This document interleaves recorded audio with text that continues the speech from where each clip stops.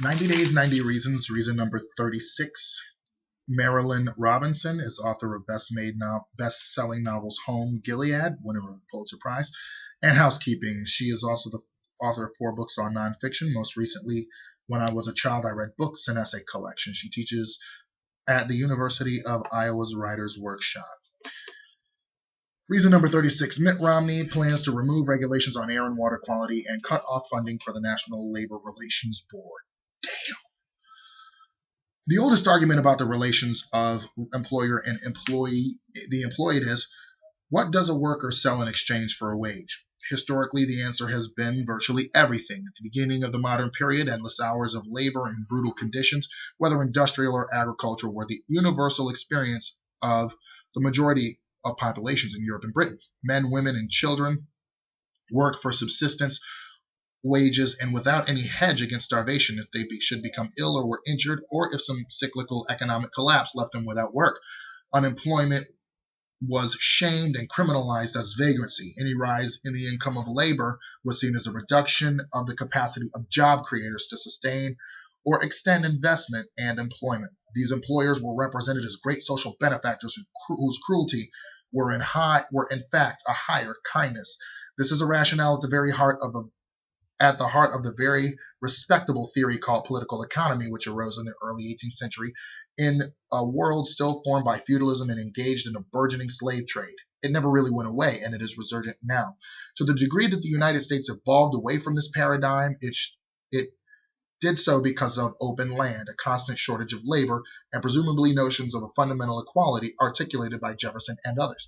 General prosperity, relatively speaking, made the majority of people a great market, so that their wealth, rather than their impoverishment, sustained economic production and development. For years now, there have been pressure on American wages and salaries and working conditions with reference to the world market. Our workers have now been thrown into competition by the investment decisions of American corporations with workers in other countries who can still be induced by a very modest wage to live in dormitories, to be exposed and to expose their families to virulent pollution and so on. They sell health and even life to their job creators in exchange of alleviated destitution. If their share in the wealth they create somehow drifts upward, the job creators simply go elsewhere. Governments derive prestige from the sham development that makes poverty a saleable source, so that they have no interest in protecting their people. Those who caused the crash of the American economy are capitalizing on its consequences. People who have lost investments, pensions, and jobs are desperate for work and readier to accept bad bargains than they have ever been since the Great Depression.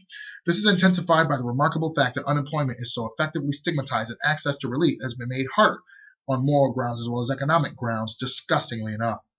Mitt Romney plans to remove regulations on air and water quality and cut off funding for the National Labor Relations Board. That means unhealthy and dangerous work conditions for countless current and future job holders. It means that workers, or the government and their supposed interests, would slide backward to the idea that an employer buys an employee's health and safety along with their time and skill. At the same time, they're rejecting the idea that society has any interest in protecting the health of the community by providing care.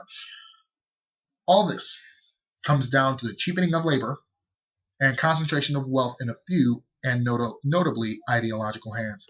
The labor environmental policies of Romney and Ryan are of the kind that cartoonists used to represent as the work of fat men in spats. Americans have been distracted from the distinction between the truly conservative and the grossly retrograde. The fact that the collapse of a top-heavy economy could be used to rationalize the surrender of even more economic weight to the top of the economy is cynical or ideological. Though in the age of Ayn Rand, that distinction is not really possible. Marilyn Robinson, Iowa City, Iowa. 90 Days, 90 Reasons, reason number 36.